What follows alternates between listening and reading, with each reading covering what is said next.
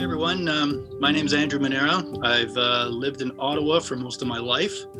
I first came to Bethel basically as a young teen with my family upon moving to Ottawa.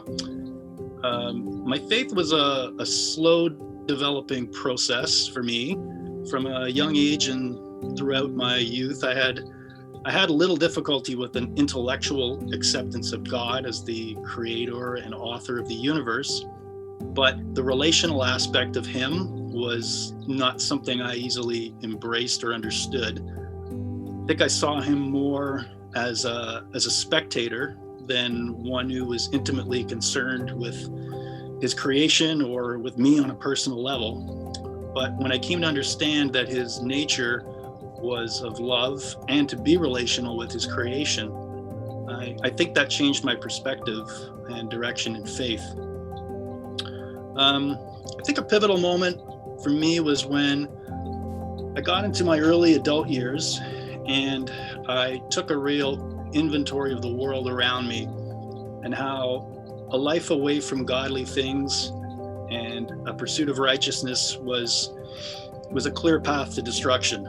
Some paths are slow and some are quick, but they all ended in a seemingly pretty empty existence.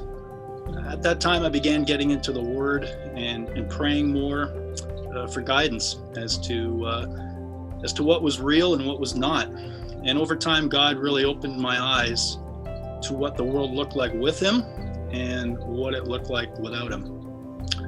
And it became clear to me that there was a distinct difference between the hearts of those trying to follow God and those who are chasing the world.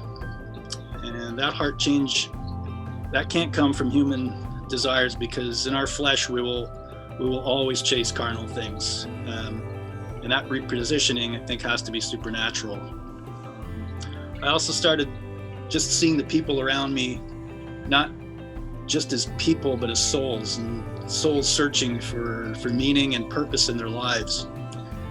So I think the real way that Jesus changed my life is in terms of purpose. You may not even know specifically what that entails completely, and it will change throughout your life, but you were created purposely and to have an ongoing purpose. And I think knowing the creator of the universe has a purpose for you, and you're not just a number out of 7 billion some odd people, it's all you need to get going each and every day.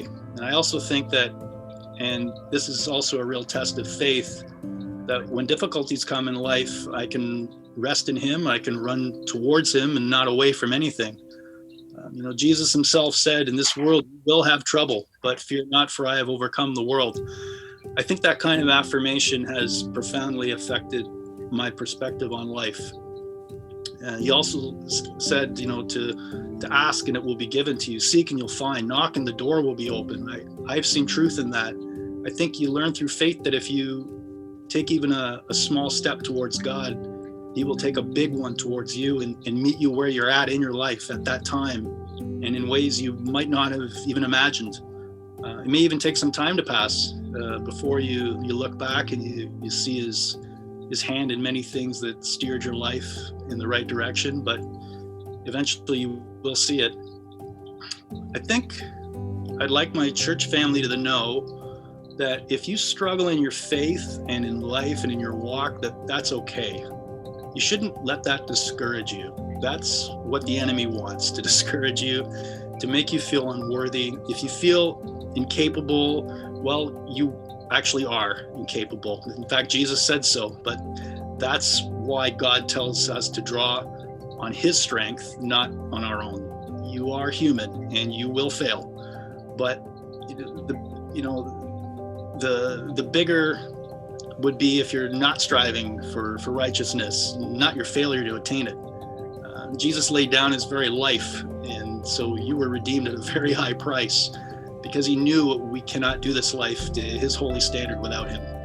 And the greatest heroes of faith in the Bible were massive failures at times and far from perfect, and yet they persevered and they continued seeking His righteousness, and God was faithful to them. So lean on Him in your struggles, because that's what He wants you to do.